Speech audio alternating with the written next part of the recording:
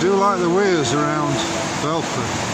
I have to say, this is a very, very impressive example of one. This is the River Derwent, and look at that for the cauldron.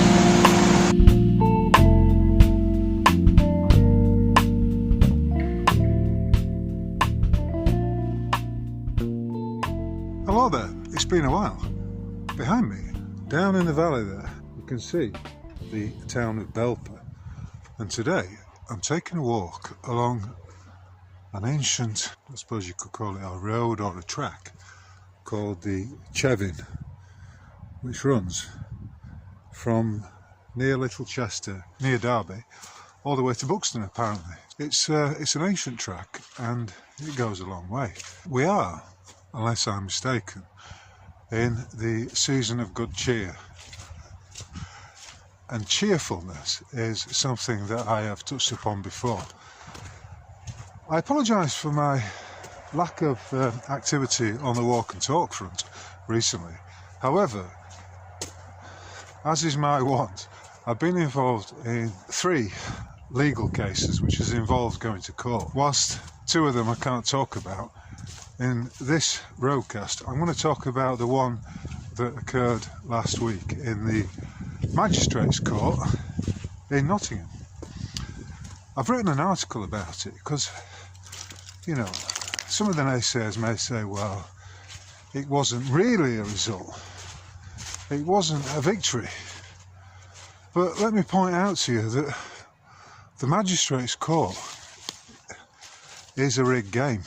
We only have to see just how rigged it is when we look at these people who have been targeted by the United Kingdom's bovine police forces over comments they may have made on X. Now, when those native peoples plead guilty, which I would say is always a mistake, unless you've actually done something wrong, of course, and you wish to own up to it, whenever they plead guilty, they end up getting 1-2 year sentences, which is completely ridiculous, and just goes to show you that you should not be pleading guilty. I've written about this particular court case in an article about the what is demonstrably an extortion racket being run by an organisation called CPS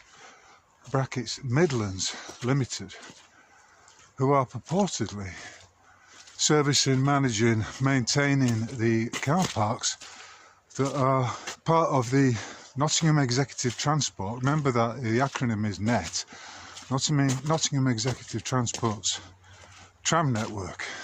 In order to keep the matter private, I'm going to call him Jim, but that is a pseudonym. Back on the 31st of July, I was living in Nottingham. My friend Jim came round, must have been around 3:30 that afternoon, to tell me his vehicle, which he uses for work, had been clamped on the Forest Recreation Ground car park, which was about 1/3 of a mile from where I was living. We talked about it and we both agreed intuitively that this was an unlawful act, that there'd been no notice and that the clamp had been fitted illegally. At that point, Jim got a lift back to his house and picked up his angle grinder. When he came back, he and I went down to the car park to free the car. When we got there was I'm going to call him the clamper.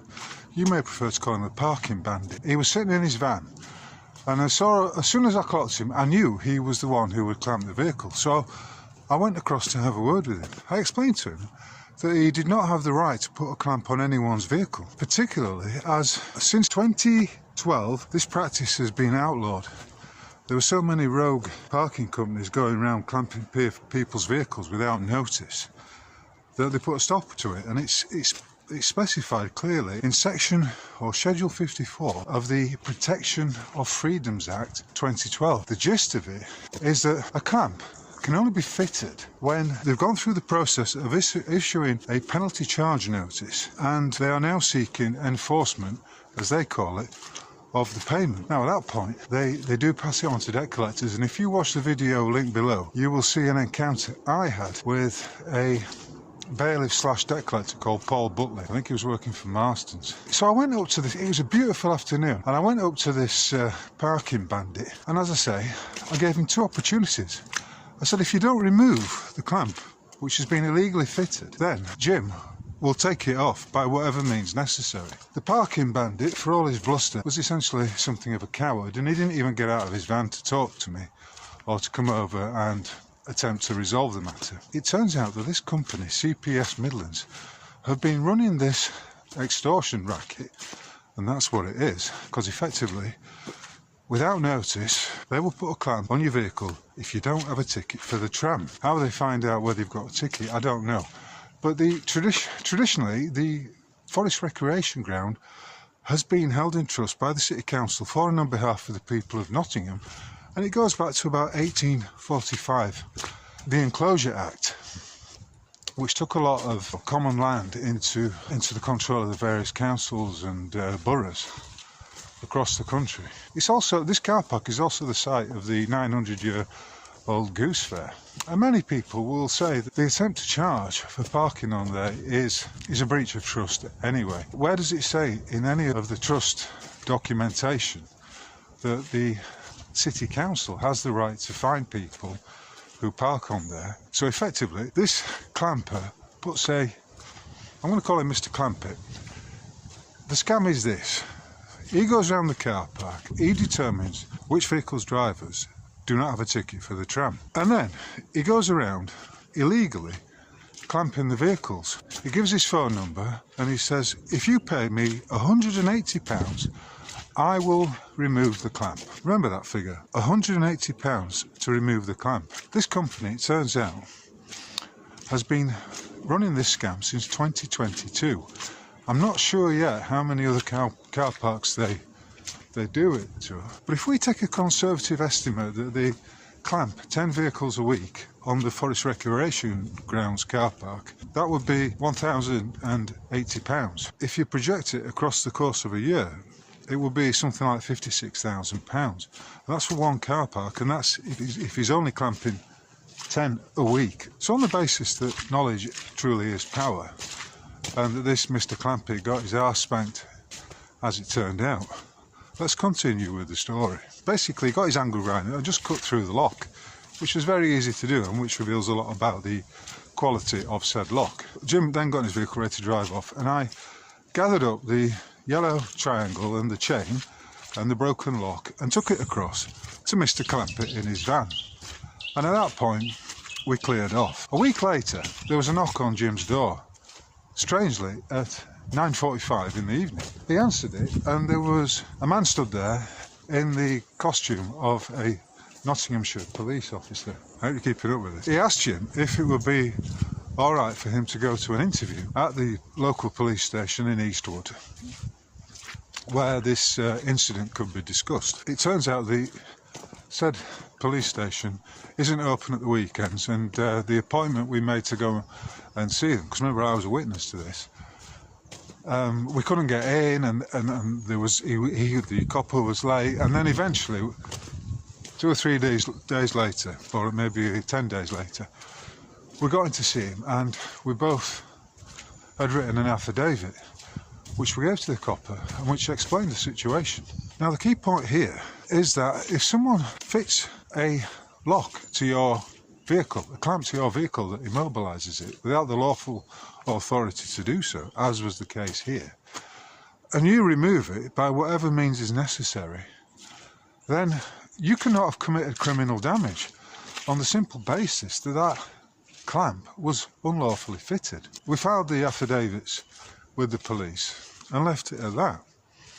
And that was in August.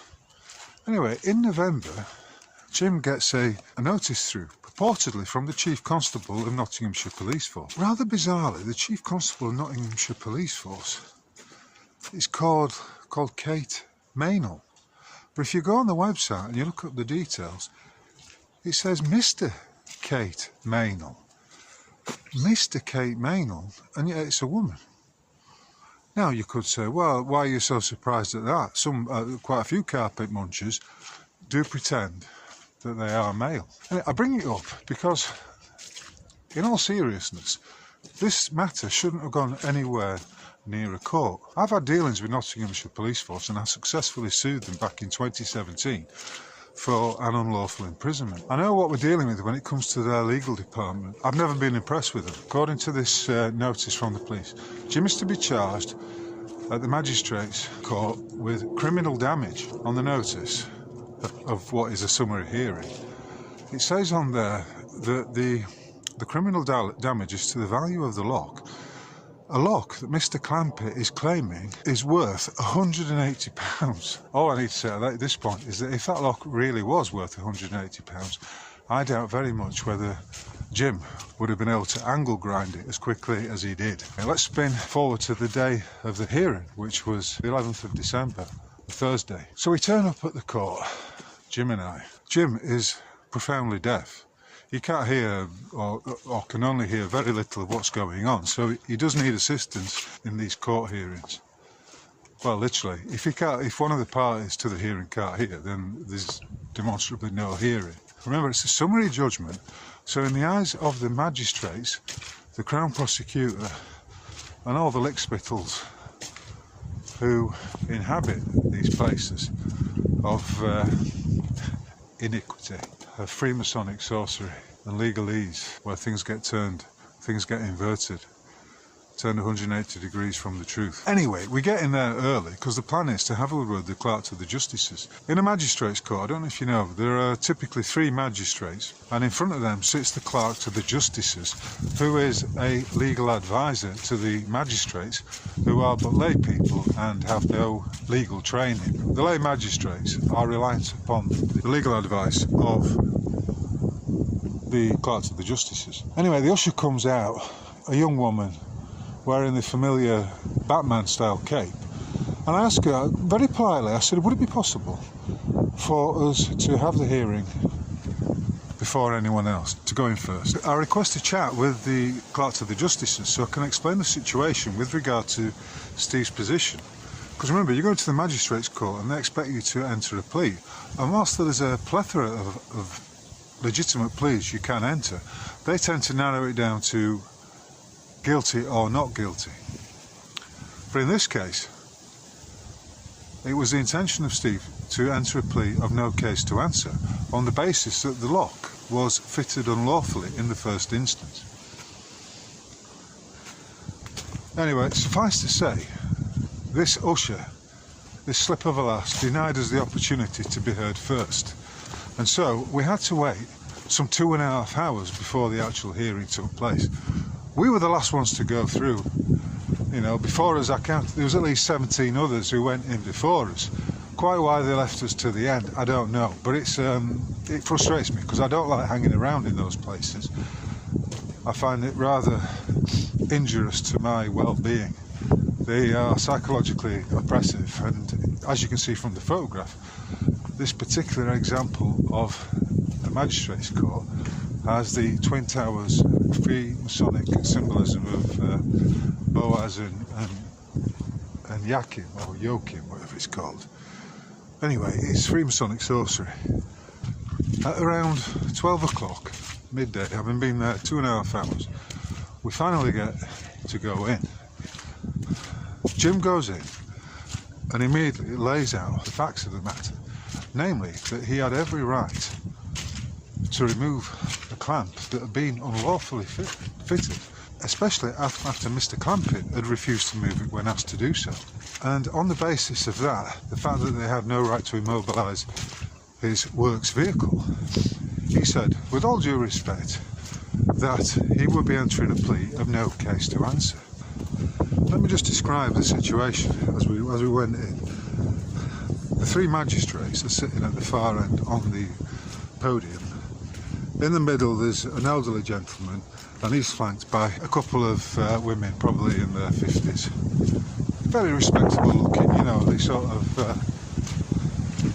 pearl necklace and twin set brigade.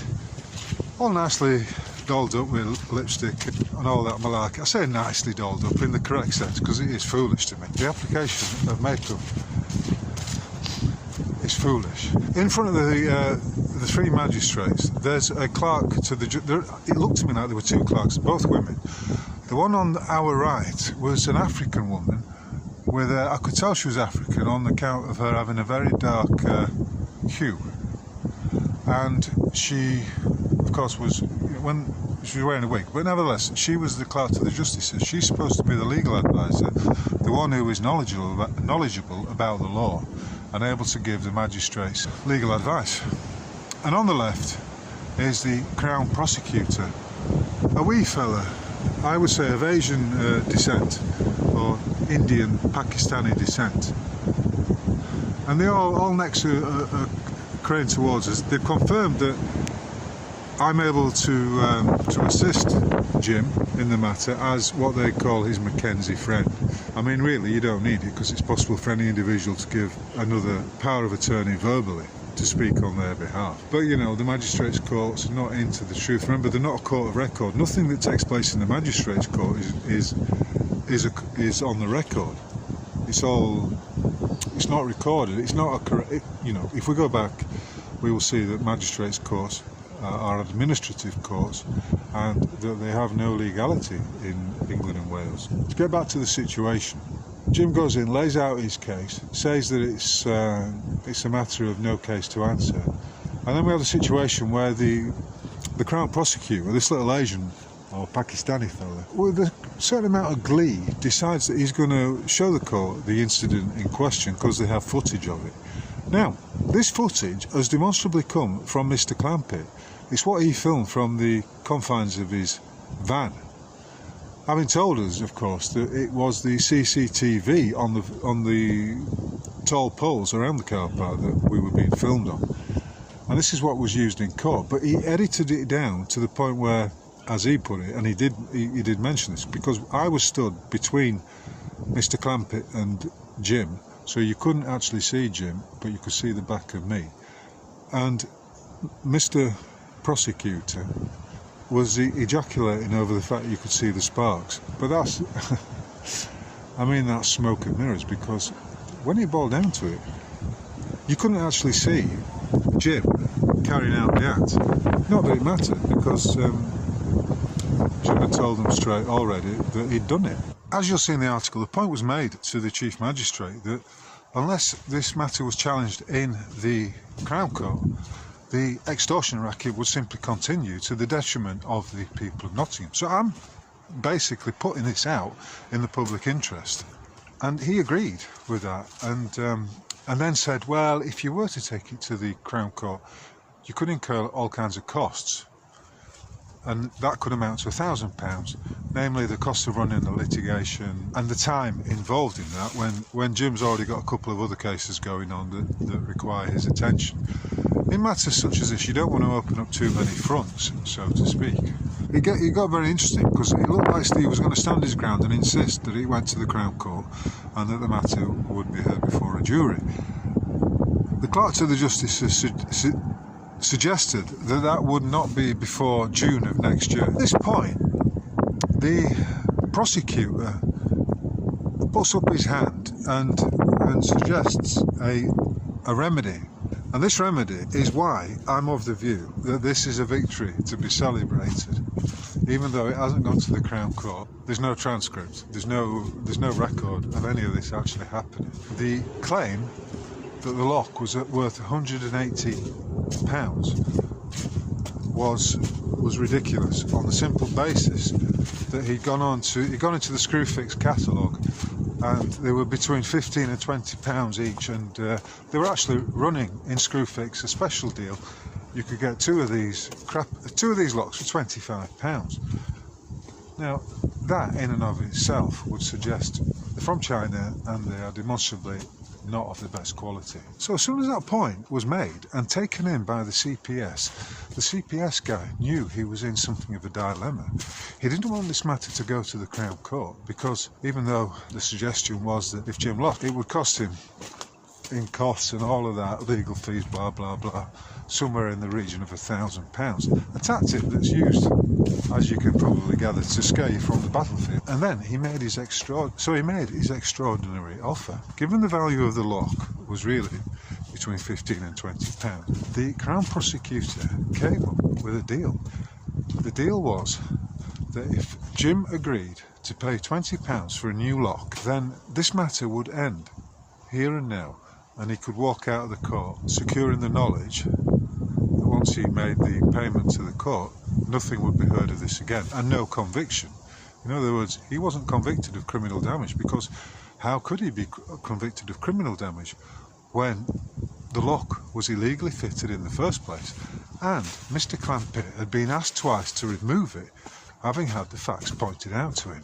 So we asked for a recess, and during the 5-minute adjournment we mulled over the matter and decided that this was too good an offer to turn down. And so it was agreed that in return for paying the cost of the lock, the whole thing was gone. There was no criminal damage charge, nothing occurred. And in my book, that's a fucking victory. I only wish to add that anyone who goes into the magistrate's court and has done nothing wrong, and has been advised or is encouraged to enter a plea of guilty, needs to fucking get their head sorted out, because if you do that, you're going to end up in the shit and you're going to end up with a sentence. I mean, there are limitations on the sentences that can be dished out by the magistrate's court. Nevertheless, you may get if you've posted something that goes against the protected peoples, namely the Mohammedans and the Talmudists, for instance, and they are allegedly being Islamophobic or anti-Semitic, and you plead guilty to this nonsense, then you shouldn't be surprised if the worst outcome occurs. In other words, I'm saying stand your fucking ground, stand under the facts of the matter, and don't allow any of these people to bully you, to push you around. Here's something interesting. I've just come across this tower.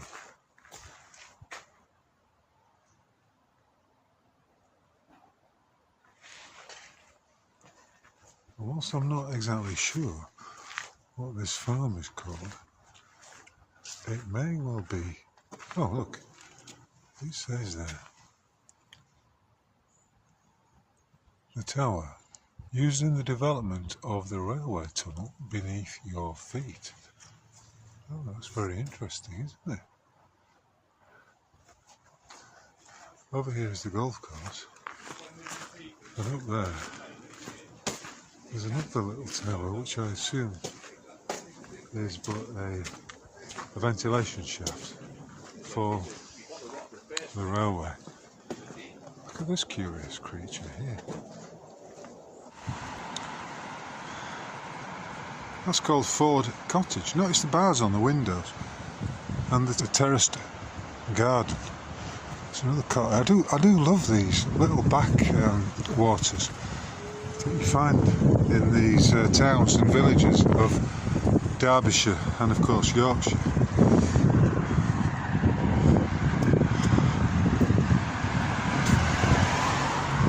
When you look at that, a beautiful row of terraces.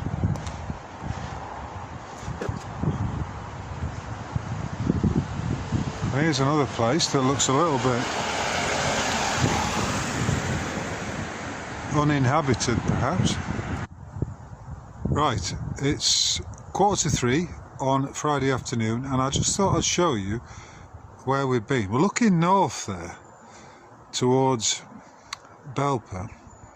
We took the route up here that brought us along this ridge known as the Chevin, which is apparently an old ancient route, and we followed it down to drop into the valley at this place here called Makeney.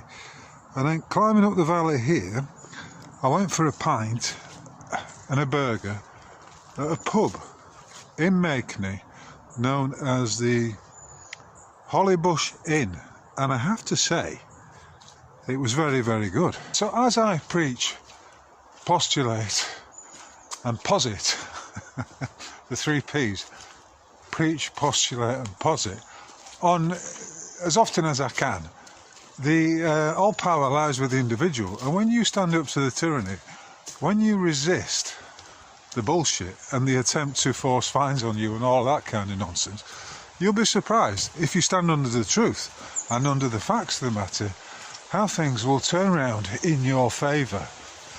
Because when it boils down to it, these magistrates are not really your enemy.